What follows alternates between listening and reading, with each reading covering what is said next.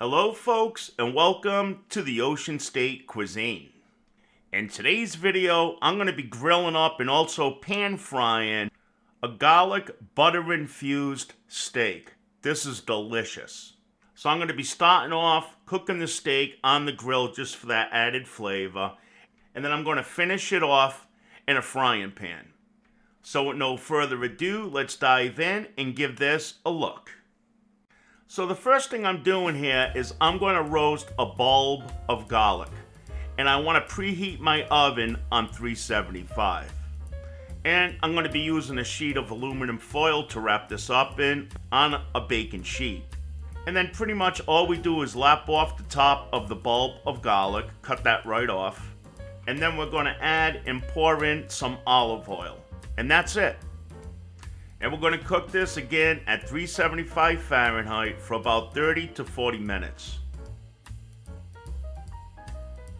Alright, now I'm pulling out the garlic from the oven and it's all done now. And we just want to unwrap it now, get a small bowl like we see here.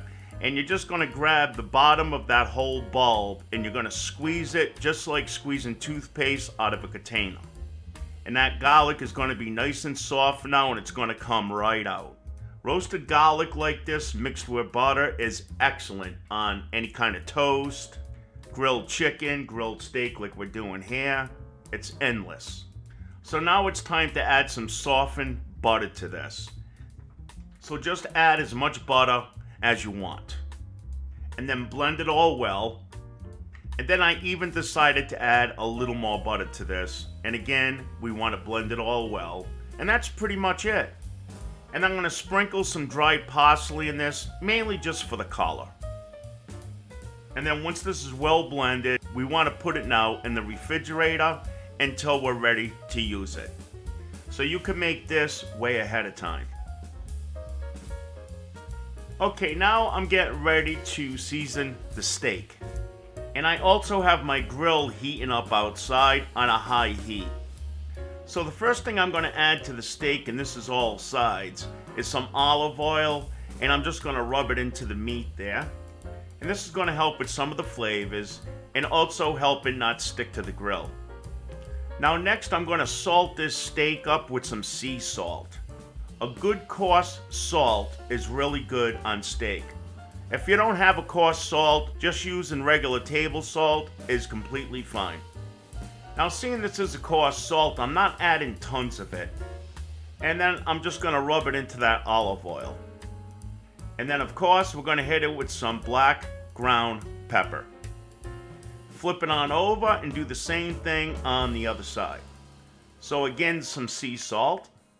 And then I'm going to rub it again into that olive oil and steak.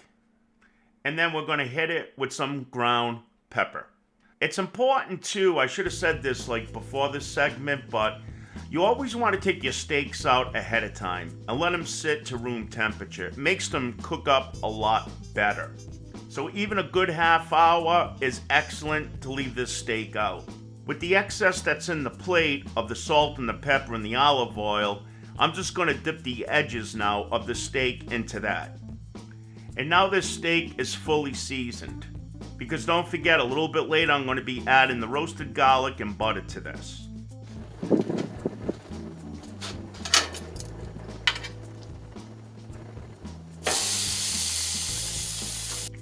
And that sizzle is what you want to hear. Steak is something you want to usually cook on a direct heat. But I think I could have done a better job cleaning that grill. But it's going to be just fine because the heat kills the bacteria. Plus, that's actually just char. Okay, so anyways, let's start cooking this steak.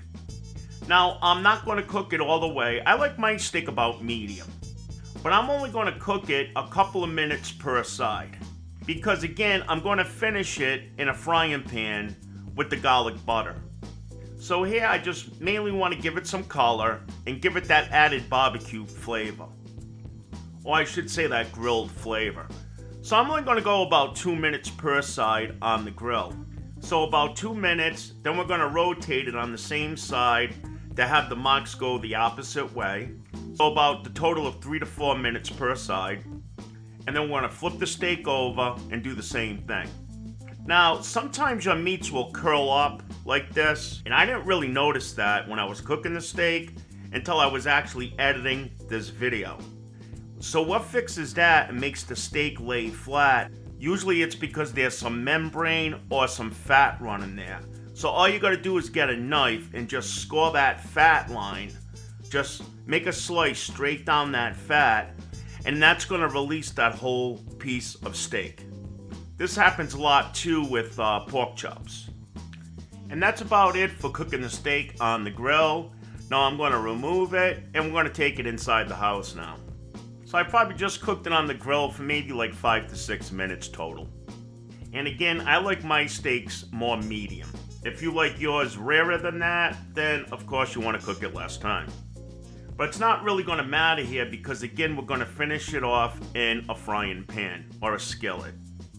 Okay, now with my large skillet here, I got this on about medium to medium high heat. Because again, my range cooks pretty high. And I'm going to add a little bit of the garlic butter to this. And then I'm also going to touch it with some olive oil. The reason being is because I don't want that garlic or that butter to burn. Now, if we notice the piece that's to the right of the pan, that little spot of butter there, notice on how that's browning up a lot quicker than the butter on the left, because the butter on the left has the olive oil. So I just wanted to show that to you guys. This really works. Okay, now it's time to add the steak to the pan. And you'll also want to add any juices from the plate. Now, a cool advantage of cooking a steak in a pan too is now we could add chopped things like onion without it falling through the grill.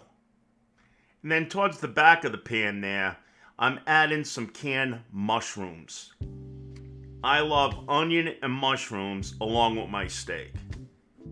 When I was younger, me and my father used to go mushrooming every year. And we used to pick our own wild brown oak and yellow oak mushrooms. They were delicious. And now we're going to get that garlic butter and we're going to put some on the top of the steak and let that melt right into that meat. Man, smelling good. And that's the sizzle that you want to hear, because remember, you don't want to steam a steak, you want to cook a steak. And now I'm just going to mix around our mushrooms, our onion, and that beautiful garlic butter, and put some more onions on top of the steak. And then we're getting ready to flip this. Because remember, we already cooked it on the grill. Man, this is making me hungry looking at the playback. Alrighty. Now we're going to remove the onions and everything on top of the steak, and now we're going to flip it on over. Flip it on over. Turn it on over. Oops, sorry about that, folks. This little steak's coming in. Then we're going to top off this side now with some onion. And a little more garlic butter. Now, most of the times I don't use a meat thermometer to check my steaks, but I think I will this time just to see. So now between the grill and the pan, it seems like I've been cooking this forever, but we could see on the thermometer right there, it's only 107, which is actually below what a rare steak would be. So we still got more time to cook this because I'm trying to go for more of a medium. And a medium steak is between 140 and 150 degrees Fahrenheit. Alright, and that's about it when it comes to the cooking. So now we're going to remove it and let it rest in the plate for about 7 minutes. And then what I do is that I cover it with a microwave cover, because it's got some vent holes in it, and it just helps with keeping some of the heat in. You always want to rest your steak, I know you heard it a million times, so that when you cut into it, the juices just don't come all pouring out. Then of course we're going to remove the mushrooms, onions, and everything. And then what I do next is that I add some water to all this beautiful taste in the bottom of the pan. Correction, I actually use beef broth, which is even better. Just let it simmer for a minute. Actually, the heat of the pan right now is hot enough. And again, we're just going to deglaze it with the spatula and pour it all over our steak. Oh, you want to talk about juicy and full of flavors. And then plate it up, and now I'm going to cover it with the microwave cover. This works perfect for this because again, it's got those air holes, so it helps it set up, but yet it also keeps it warm. Alright, now I let it sit about 7 minutes like I said, and now I know what you guys really want to see. What does the inside of this steak look like? Well, I'm going to cut it open and we're going to see. And you could also tell by the juice in the plate that it's not well done because it still has a little bit of that meat protein shining through. So I'm going to get my trusty cutting board here and a blade. And I need to sharpen this knife. But anyways, we could see that the right side of it looks like it's well done and the left side looks like it's medium to medium rare. To be truthfully honest with you guys, that's the lighting. That's the way that the camera's picking it up. But believe me, this came out perfectly medium. I'm also going to give it another slice, but I don't think the camera's going to give it any justice. Yeah, that one right there, you could see a little more pink, and now steaks are weird, as we know. You could be at one end, it looks like it's well done, then you go to the other end and cut in, and it's like medium rare. That's because there are hot spots in your grill and your pans. And it's also the cut of the meat too. I know steak is probably the trickiest meat when it comes to cooking, the proper temperature that you want to eat it at. Okay, so I am slicing up the whole steak. I noticed that a lot of cooks now in a lot of restaurants do this because once the steak sits, you're in good shape. So for easier handling, cutting into it and stuff like that, a lot of people today now cut up their steaks into strips. And you just get any excess juice, pour it on top, and you're good to go. And then here we are. Here's the final product. And I served it with a baked potato. Now I'm going to be truthfully honest with you guys. The taste of this steak was really good. The steak itself sucked. I don't remember where I bought this steak, but I think it was Food Lion, and Food Lion is notorious for not having good meats. This thing was so tough, and it had a lot of tendons running through it. You pay all this money for steaks, and you don't really know the quality until you actually start eating it. And there's a reason for this. See, restaurants get a cut of steaks that we can't get at home. We can't buy in a market. Unless you order steaks through a company like Oklahoma Steak. Because if the supermarkets were able to supply steaks as good as restaurants and these warehouses, then they would be out of business.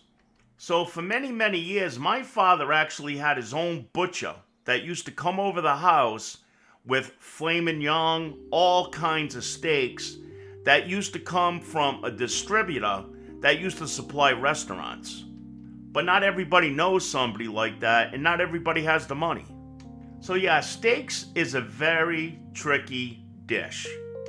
But anyways, folks, there we have it. There's my garlic butter infused steak with mushrooms and onion.